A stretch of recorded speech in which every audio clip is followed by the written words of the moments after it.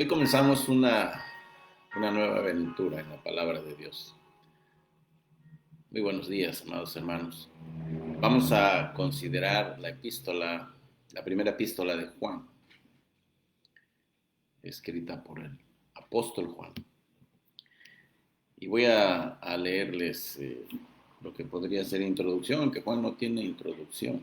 Él comienza simplemente diciendo lo que era desde el principio, lo que hemos oído, lo que hemos visto con nuestros ojos, lo que hemos contemplado y palparon nuestras manos tocante al verbo de vida. Porque la vida fue manifestada y la hemos visto, y testificamos y os anunciamos la vida eterna, la cual estaba con el Padre y se nos manifestó.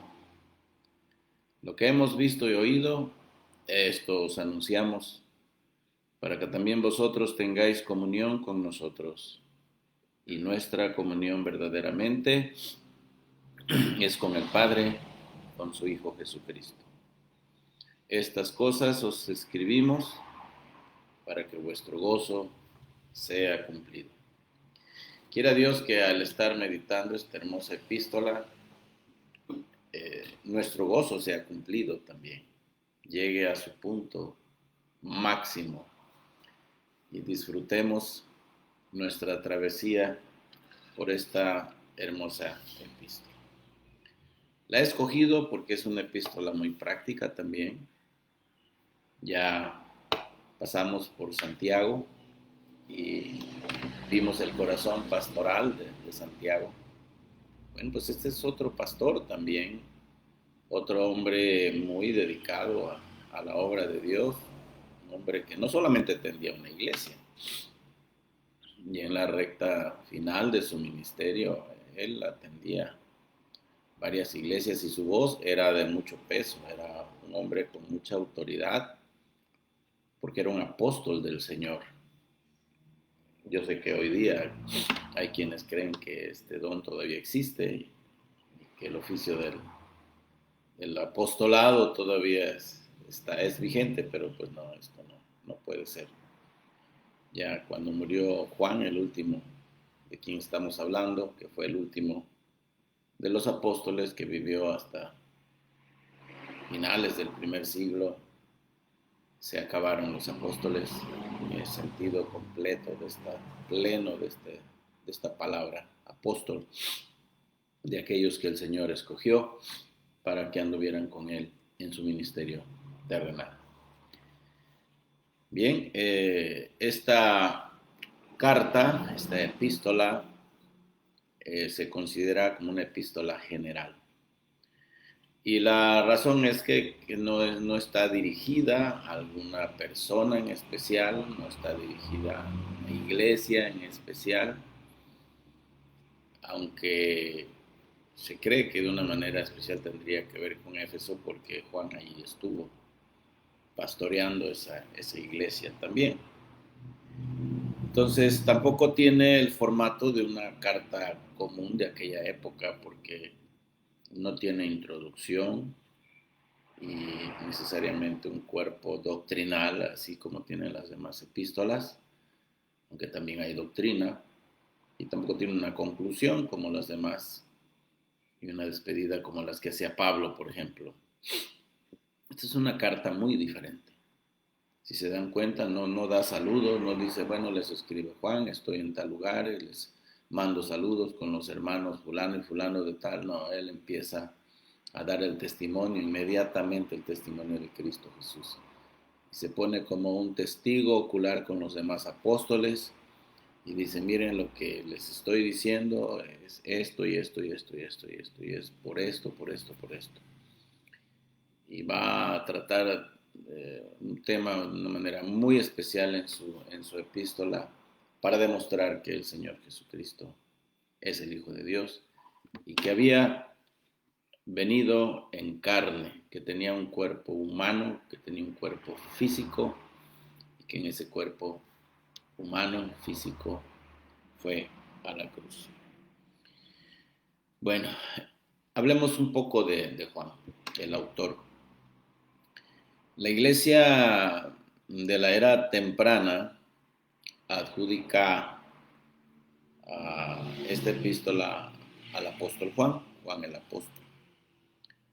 En 4.6 Juan se considera como uno de los mencionados y que era tan conocido que no necesitaba ni siquiera mencionar su nombre. Juan y su hermano Jacobo, este era hermano de Jacobo, como Jacobo también en el Nuevo Testamento, que eran hijos de Zebedeo, como vemos en Hechos 12:2. Y a ellos el Señor, por cierto, que les puso un apodo. A ellos les puso Boanerges. Y ese es un apodo, es un nombre común, simplemente es un sobrenombre. Y esto se da en relación a lo que dice Marcos 3:17, que en una ocasión iban pasando por Samaria y quisieron compartir el evangelio y los samaritanos no les hicieron caso. Entonces, pues estos dos hermanos se acercan al Señor, ¿verdad? Y les dicen, miren, Señor, y si pedimos que caiga fuego del cielo, ya que los queme de una vez, ¿no? Últimamente, si no quieren oír, si no se quieren salvar, ya quémalos de una vez. Ay, estos hombres eran de un carácter tremendo, los hijos de Zebedeo. Y el Señor, en base a ese carácter, ¿verdad?, que mostraron allí, les dijo, ustedes son unos Boanerges. Ustedes son unos hijos del trueno, porque ustedes no entienden mi misión. Porque yo no vine a destruir la vida de los hombres, sino vine a salvarla. Aunque esa gente había despreciado el mensaje de salvación y la persona misma del Señor Jesucristo, Él mismo los estaba amando, los estaba entendiendo. Y Él sabía que no tenían esa capacidad de entender por sí mismos.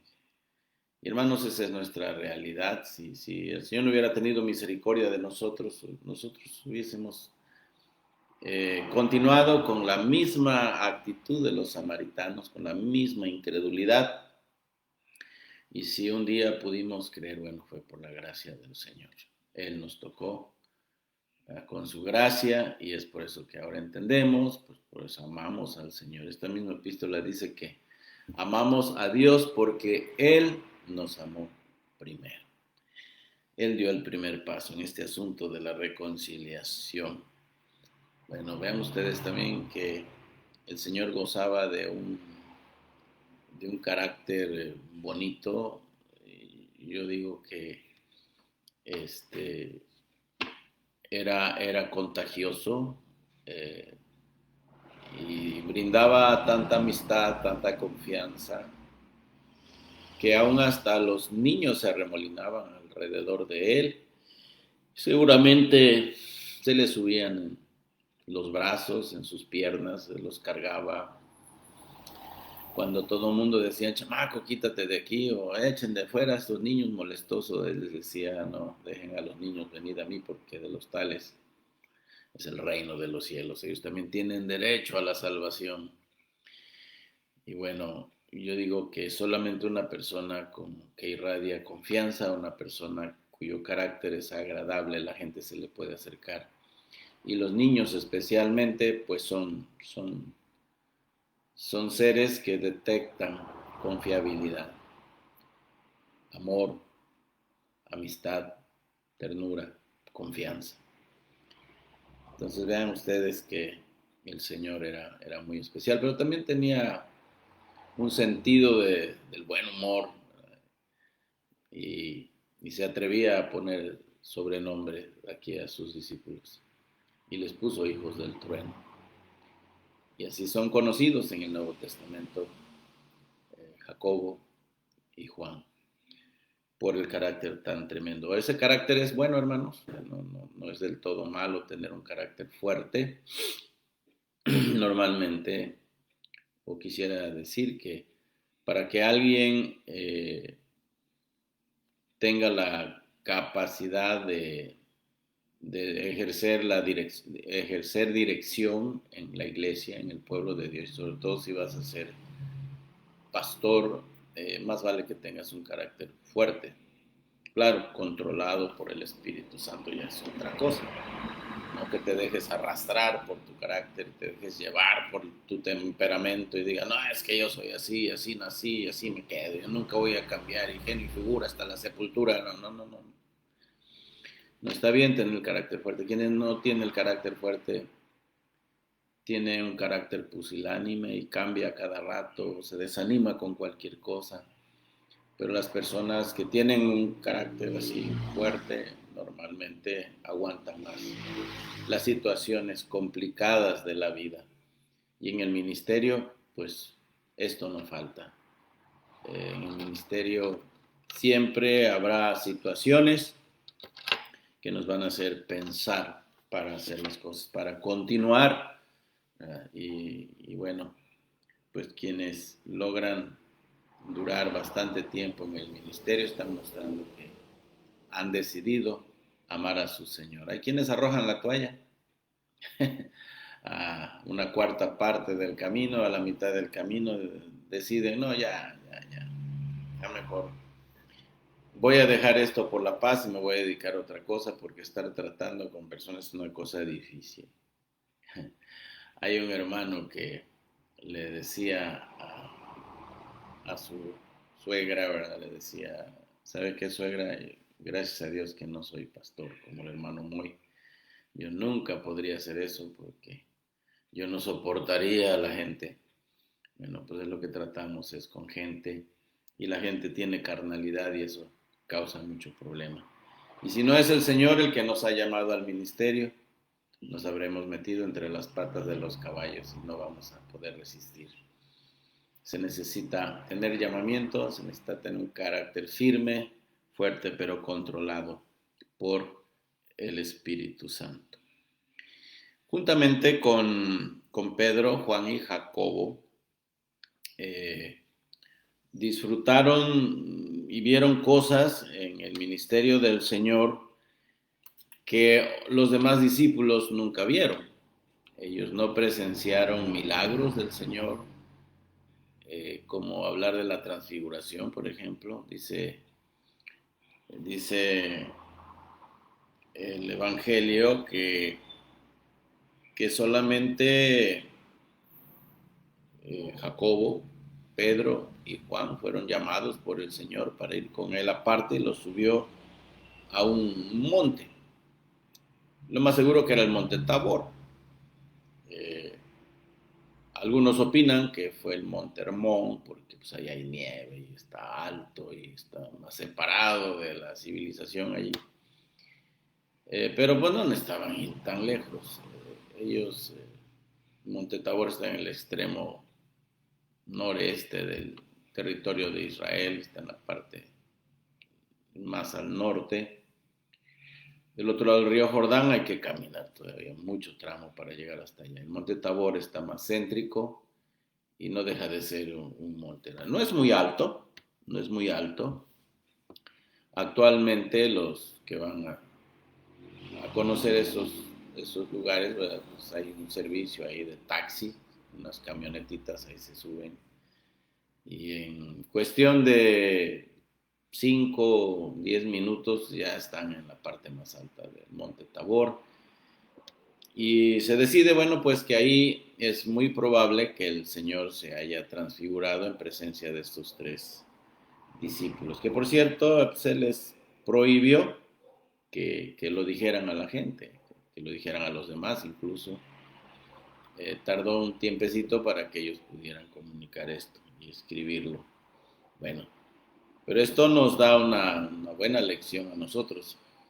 Yo sé que hay quienes se quejan y dicen, no, pues es que los pastores tienen sus favoritos, tienen sus preferidos, y bueno, hay algo de razón en eso, no hay nada malo. El Señor tenía sus favoritos también. ¿Quiénes eran? Pues Jacobo, Pedro y Juan. Les concedió privilegios que no tuvieron los demás, pero la pregunta yo creo que se resuelve de esta manera. ¿Por qué? ¿Por qué ellos? ¿Por qué tanto afecto para ellos? ¿Y por qué invitarles a cosas que a los demás no eran invitados? Bueno, pues la razón, creo yo, es que estos discípulos eran los que más se apegaban a él, eran los que más se le acercaban. Cuando se trata de liderazgo, hay personas que son obedientes, hay personas que no tienen que andarles diciendo, haz esto, haz aquello, lo otro, o sea, tienen iniciativa. Y la verdad, hay personas en el mundo que nacieron para ser mandadas. Sí. Son excelentes en su trabajo, siempre y cuando les digas qué hacer y cómo hacerlo. Pero si no los guías, si no los motivas, si no los estás jalando, no hacen nada. Son así. Y así es la iglesia.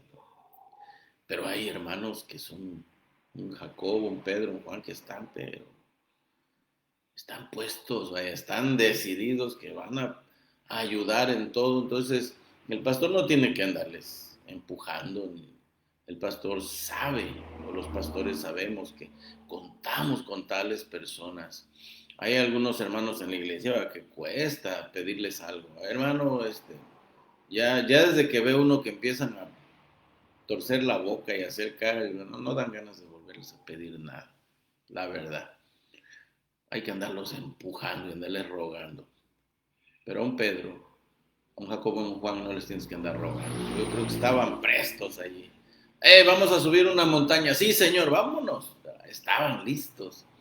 Qué bonito es contar con personas así en la obra que están dispuestos. Y yo sé que en estos momentos están atravesándose nombres por sus mentes, ¿verdad? Porque ustedes conocen a gente así, pero también conocen a gente que es muy lenta, que hay que estarles diciendo todo porque no tienen iniciativa, no se dan ideas de nada. Bueno, este hombre fue testigo ocular del ministerio terrenal del Señor Jesucristo. Los versículos que les leí lo manifiestan. Lo que hemos oído, lo que hemos visto, lo que han visto nuestros ojos, lo que contemplaron, lo que palparon nuestras manos tocante al verbo de vida. Bueno, Juan podía decir, yo hasta me recosté en su pecho. Juan era un testigo ocular del ministerio terrenal del Señor. Juan también escribió otras epístolas, ¿verdad? Esta es la primera, hay segunda y tercera epístolas de Juan, y también hay un evangelio con su nombre. Pues se ve que fue prolífero como escritor. Este hombre era ocupado, era muy trabajador este hombre. Este hombre dedicó toda su vida al Señor. Por algo vivió tanto tiempo. Y fue el único apóstol de los apóstoles del Señor, fue el único que no sufrió el martirio. Bueno, sufrió cuando fue exiliado a la isla de Patmos. Y claro que debió ser difícil para él, ya con cierta edad, gozando ya de una edad avanzada, ser llevado por Roma como castigo a ese lugar. Bueno, debió ser muy terrible. Pero el Señor lo libró, lo llevó de nuevo a la civilización, y él continuó un ministerio bastante exitoso. Y miren nada más cuántos libros escribió. Son las 3 epístolas de Juan, primera, segunda y tercera de Juan. El Evangelio de Juan, que es un evangelio que narra ya el ministerio del Señor, se concentra ya en Judea, lo que es el Evangelio de Juan, ya cuando el Señor se lanza abiertamente a su ministerio para ir a la cruz. Esto le interesó mucho a Juan como escritor y lo narra de una manera magistral. Bueno, y escribió también el libro de Apocalipsis, ¿verdad? Un libro que ha sido tema de debate, ¿verdad? Unos que han exagerado, definitivamente han exagerado en interpretar de manera literal este libro, y viendo cada número de manera literal y viendo cada animal que aparece ahí mencionada, cada monstruo de manera literal, y viendo los números, como el número 1000, como para hablar de un milenio, ¿verdad? De lo que hablan los milenialistas, y dispensacionalistas, ¿verdad? Que tienen su estilo para interpretar ese libro, ¿verdad? Literalizando las semanas de Daniel y decidiendo que todavía falta por cumplirse una semana, y en base a las palabras que aparecen en Apocalipsis, cuando se dirige a esta iglesia y le dice serás librada de la tribulación que vendrá en el mundo, de ahí arman toda una doctrina. Bueno, puede que me estén oyendo ahorita personas que yo amo tanto que siguen ese sistema, y nos amamos, no hay ningún problema. Yo sé que hay quienes se dividen, yo no soy milenialista, ni soy dispensacionalista, discúlpeme el que me está oyendo y entiende de estas cosas, pero no sé si me puedan aceptar, amar. Yo los puedo amar, a mí no me preocupa si creen en esas cosas. Después de todo, ¿saben qué digo yo? Que un día el Señor va a venir, eso sí lo creo, va a venir, y que nos va a levantar en el mundo, nos va a levantar del mundo y nos va a arrebatar. Yo creo en el rapto, ¿verdad? Yo creo que el Señor me va a llevar con Él y a su pueblo cuando venga el Señor, ¿verdad? Nos va a levantar en una nube. Y como dice Pablo en 1 Tesalonicenses 4, nos vamos a ir con Él, nos va a llevar con Él, estaremos para siempre con el Señor. Es lo que dice el apóstol Pablo. Y una vez que nos lleve, bueno, pues si va a haber tribulación, pues está bien. Si va a haber el reino milenial y que Jesucristo va a venir a establecer un gobierno político con su sede en Jerusalén, conmigo está bien, yo no tengo ningún problema con eso. No lo entiendo así, no lo interpreto así, pero pues si va a haber, está bien. Después de todo, miren, yo voy a estar con el Señor, vamos a estar con el Señor, y ya. Y si viene la destrucción, menos me voy a preocupar, porque si se cumple inmediatamente lo que dice 2 de Pedro 3, 9, 10, yo no tengo ningún problema con eso, porque voy a estar con el Señor y usted va a estar con el Señor. Así que no se preocupe usted por los distintos puntos de vista que hay en la interpretación de estos libros, de Daniel, de Apocalipsis, de Ezequiel. No se desespere demasiado, porque no entiende esas cosas. Pues le doy un consejo que me dio mi primer tutor, ¿verdad? Que tanto me enseñó las escrituras. El amado doctor Hall decía, no te preocupes por lo que no entiendes, preocúpate por lo que entiendes, porque eres responsable solamente de eso. Entonces, hermanos, pues adelante con Juan. Miren nada más cuántas cosas escribió. Y podemos decir como el amado hermano, el apóstol Juan, que escribió cosas que son difíciles de entender. Podríamos hablar así como habló Pedro de Pablo, ¿verdad? Podemos hablar así de Juan. Cosas las cuales los indoctos y los inconstantes tuercen. Bueno, aunque en el pueblo cristiano algunos no intentamos torcer las escrituras y no las entendemos de la misma manera, bueno, ¿qué importa? Después de todo, un día, el día que estemos ya con el Señor, a lo mejor tanto los que estén en un extremo de la interpretación o en el otro, vamos a descubrir que ambos lados estaban equivocados. Es lo más probable. Y Él nos va a hacer entender en ese momento qué es la verdad, cómo eran las cosas, porque las vamos a ver cumplirse. Bueno, un gran escritor, el autor, gran escritor. También se identifica como el discípulo a quien Jesús amaba y en quien se recostaba. Mire, qué privilegio tan grande. Imagínense que usted o yo hubiésemos podido dar este testimonio y decir cosas como esta, ¿verdad? Yo anduve con el Señor. Y muchas veces me llevaba a Él poniendo su brazo sobre mi hombro. Y yo tuve el privilegio de recostarme en su pecho. Qué cosa tan bonita. Bueno, después de todo este apóstol, cuando fue llamado por el Señor para andar con los demás discípulos, no era más que un chamaco, era un adolescente. Dicen los eruditos que lo más seguro es que todavía era un adolescente. Y pues lo tenía como un chamaco medio chiquionzón, ¿verdad? Medio consentido. Y dejaba que se le recostara en su pecho. Ah, qué cosa tan bonita. Pensar así de Juan. Pero él es muy humilde. Era muy humilde este hombre. Él normalmente se esconde cuando habla de cosas así. Y no presume. No presume. Y si aparece en su evangelio esto, aparece de una manera un tanto discreta. Porque cuando habla de eventos como el haber sido apresado y el haberse le quitado la ropa y haber salido desnudo, no habla en primera persona. Él como que se esconde. Igual cuando habla de otras cosas tan bonitas que sucedieron en su relación con el Señor Jesucristo, él es un tanto discreto para hablar. Y esto debemos aprenderlo de Juan.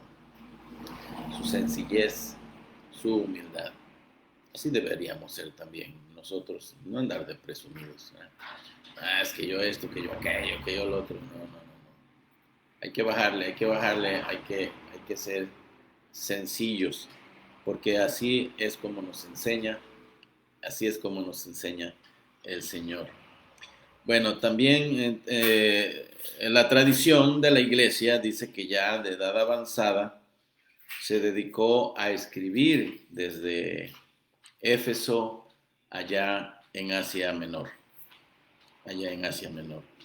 Él se dedicó a escribir. Juan usó una frase de ternura. ¿Ven ustedes que era sencillo el hombre? Era un gran testigo ocular de las cosas maravillosas que el Señor hizo, pero Juan era tierno en su carácter. Fíjense ustedes cuántas cosas puede hacer el Señor en un hombre, cuántos cambios puede traer a la vida de un hombre el Señor Jesucristo. ¿Qué fue lo que sucedió aquí? Bueno, hay expresiones de ternura en su epístola. Él les dice, hijitos míos. Por ejemplo, en el capítulo 2, versículo 1, 18 y 28, dice, hijitos míos, estas cosas os escribo para que no pequéis. En el versículo 18 del mismo capítulo, hijitos, ya es el último tiempo y según vosotros oísteis que el anticristo viene. Versículo 28 del mismo capítulo, y ahora, hijitos, permaneced en él para que cuando se manifieste tengamos confianza. ¿Qué les parece? Palabras de ternura. Fíjense que los pastores deberíamos aprender de Juan, porque somos muy tremendos a veces para latigar a la iglesia, ¿verdad? Y claro que los latigazos los damos con la palabra de Dios. Y ni modo, lo que dice la palabra de Dios hay que decirlo tal como la palabra dice. Pero, ¿qué tal si combinamos eso con un tanto de ternura y comprensión para los hermanos que, al igual que nosotros, pastores, están batallando con su carne? No solamente los hermanos comunes de una iglesia batallan con su carne. ¿Ustedes creen que los pastores no? Y de una manera tremenda, hermano, de una manera terrible. El enemigo nos ataca, el mundo nos asedia, el pecado que hay en nosotros presenta su batalla también tocando y pateando la puerta de nuestro corazón para entrar y recuperar el terreno que una vez ha perdido.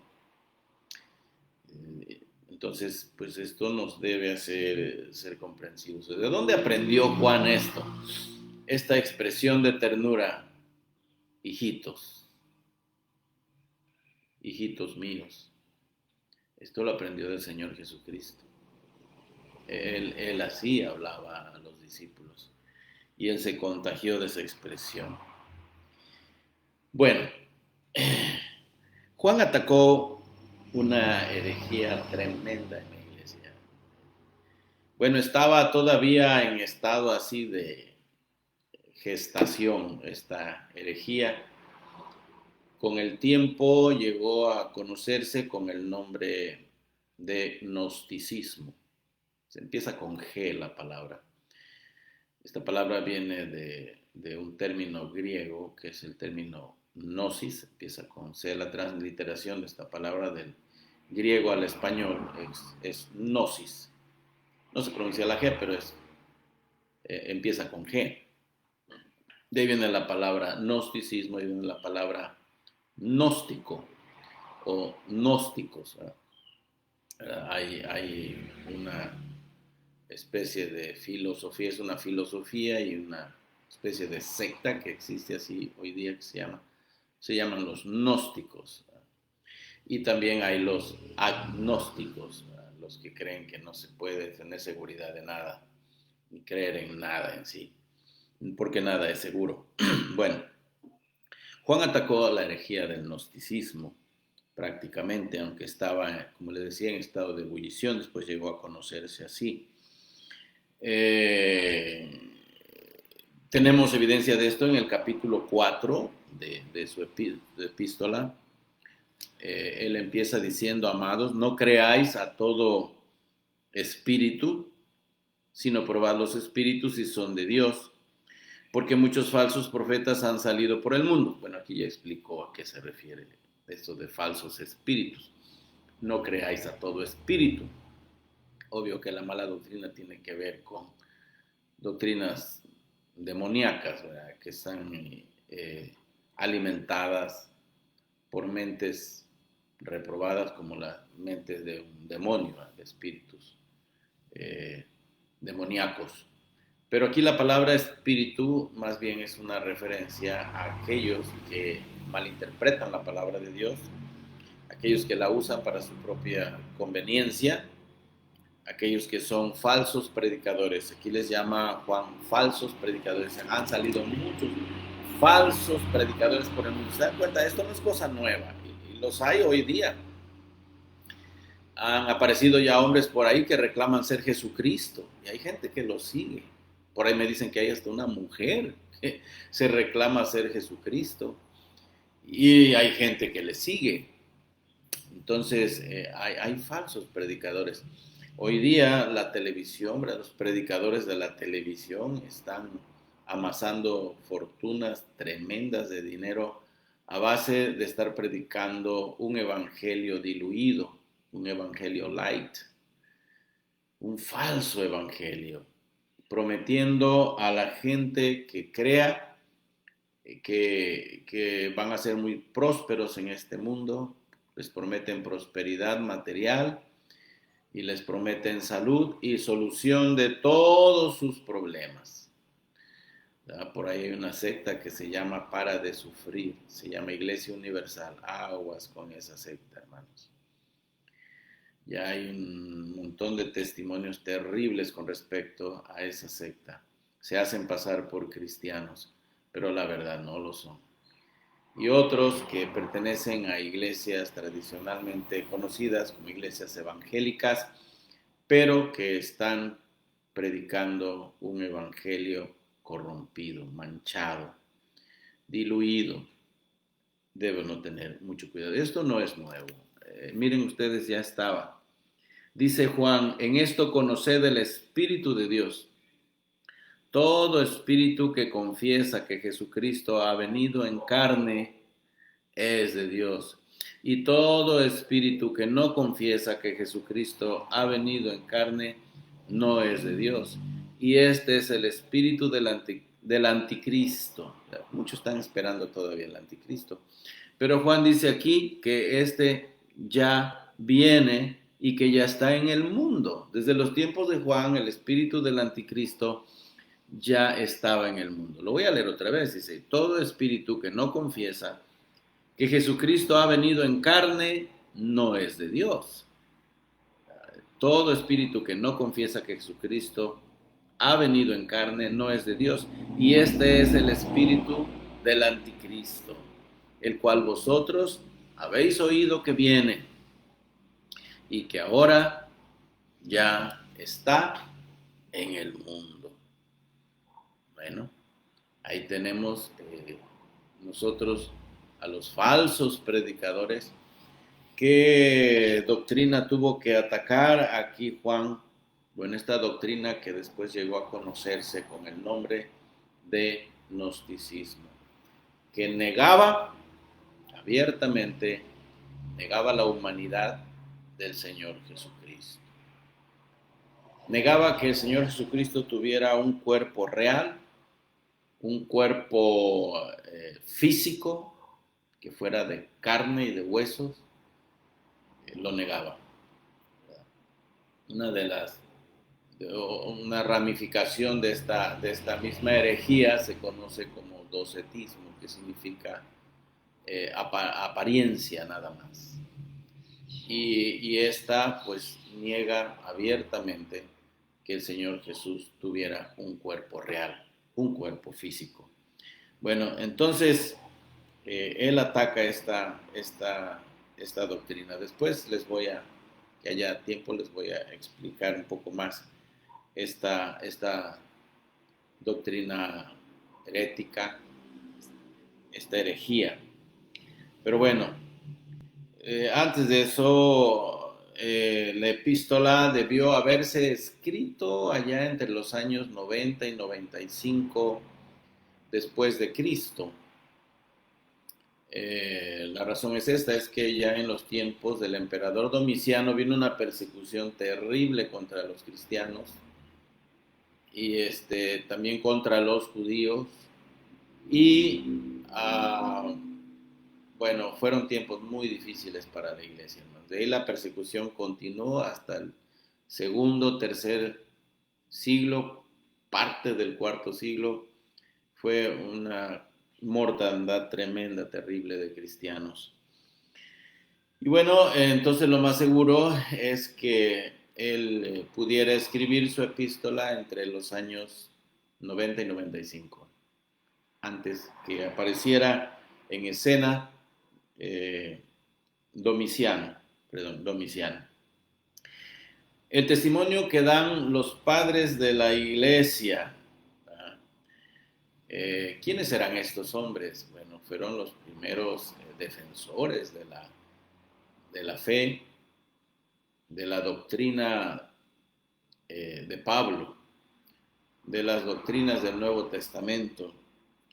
Fueron hombres que se destacaron por una vida piadosa, eran muy íntegros en su carácter y hombres que se dedicaron a defender la fe del Evangelio, la doctrina del Evangelio. Y entre ellos destacan Justino Mártir, Ireneo, Clemente de Alejandría, Eusebio.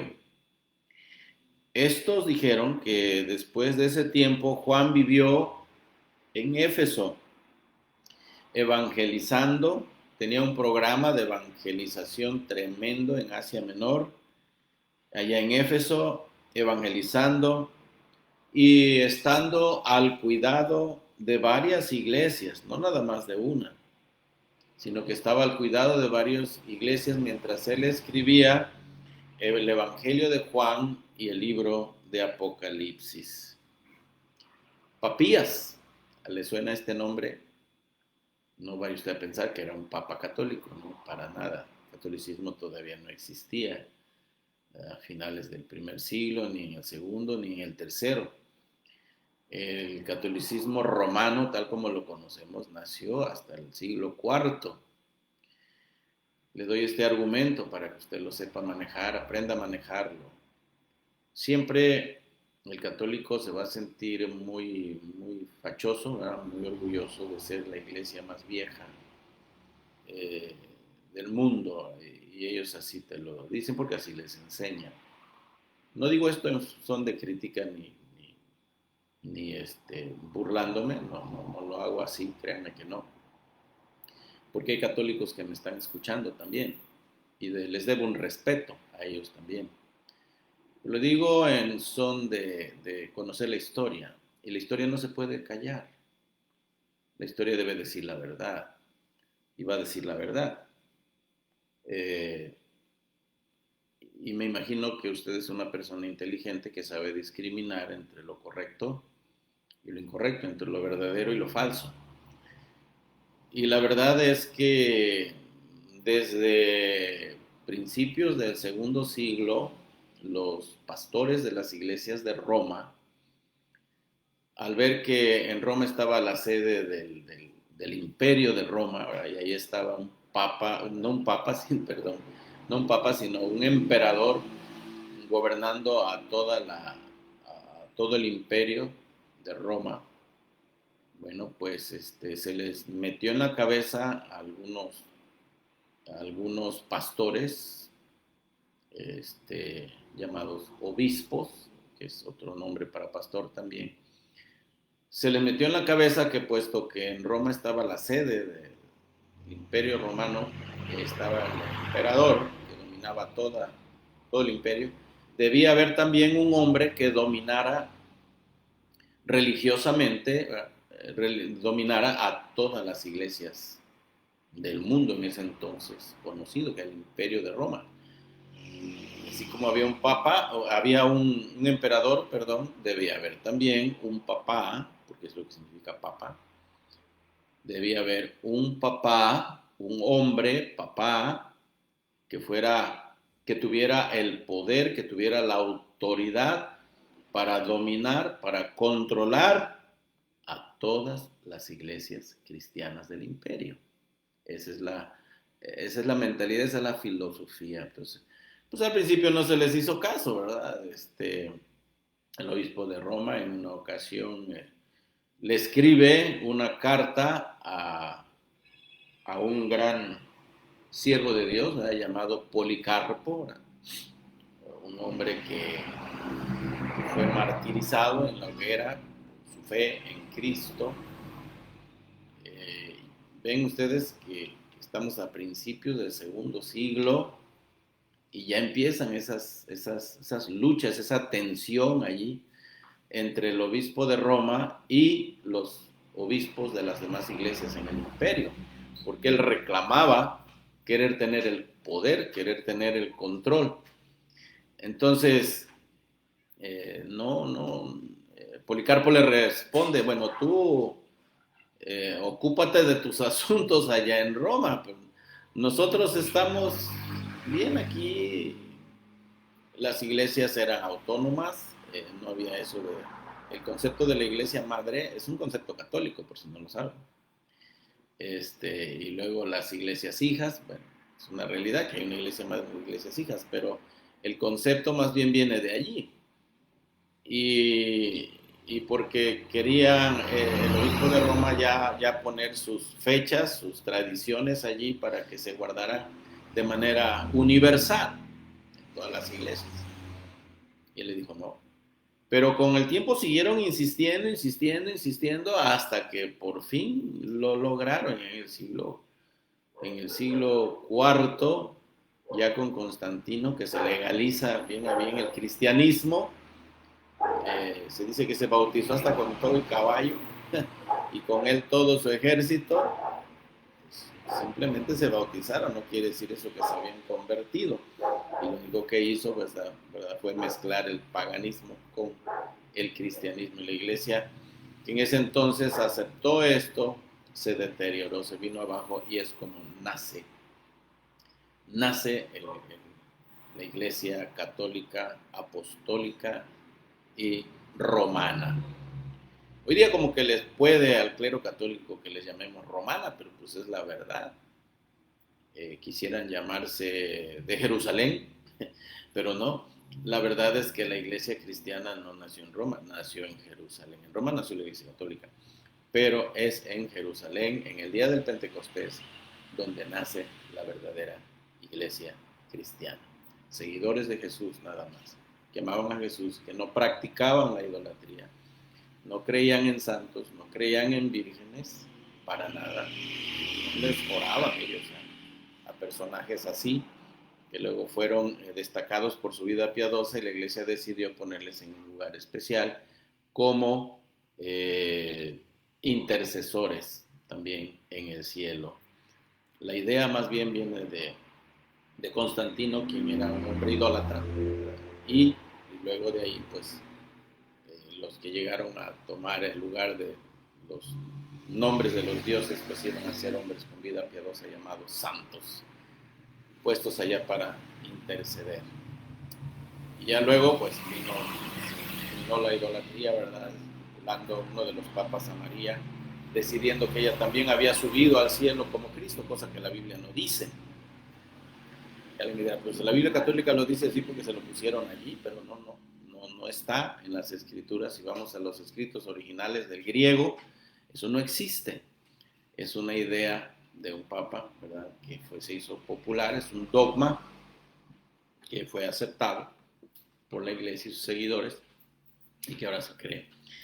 Pero bueno, aquí tenemos a estos hombres dando testimonio de este hombre, evangelizando, cuidando de varias iglesias y escribiendo el libro de Juan y el Apocalipsis. Y Papías, quien conoció a Juan, lo describe como una voz viva y permanente. Deberíamos aprender nosotros de este hombre. Tuvo que insistir que él y los demás apóstoles habían oído, habían visto y habían tocado al Señor. Tuvo que insistir en que era una persona con un cuerpo real. Bueno, y de esto les voy a hablar en el próximo devocional, que será el próximo miércoles ya, hasta el próximo miércoles. Bueno, ya este es el último de la semana. Y ha sido una bendición, hermanos, el estar con ustedes en la palabra en las mañanas esta semana. Espero que esta introducción les despierte el interés por esta hermosa epístola. Vamos a considerar aquí al apóstol del amor. Esperamos que seamos contagiados con ese espíritu que Dios le dio a este hombre. Espero que el Señor les bendiga ricamente en este día y en este fin de semana. Que el Señor les ayude, que el Señor les sostenga. Agárrense del Señor, hermanos. Imitemos a estos grandes siervos de Dios que dieron sus vidas por escribir lo que nosotros ahora estamos estudiando. Podemos meditar en esta vida transformada de Juan. Un hijo del trueno diciendo, hijitos míos, hablando con tanta ternura, igual que el Señor. Dios puede convertir a un monstruo como lo que éramos antes en hermanos llenos del amor de Dios. Hermanos, que el Señor les bendiga. Ustedes son muy amados, muy amados. Y quien les habla, les ama bastante.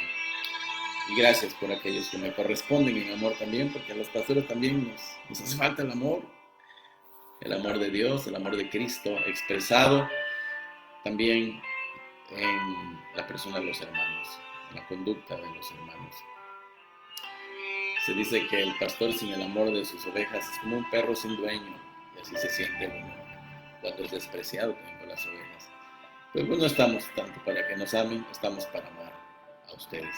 Que Dios les bendiga. Espero que la palabra y esta introducción ha sido de ánimo para ustedes en esta mañana. Nos estamos mirando hasta la próximo miércoles, si el Señor lo permite. Hasta pronto.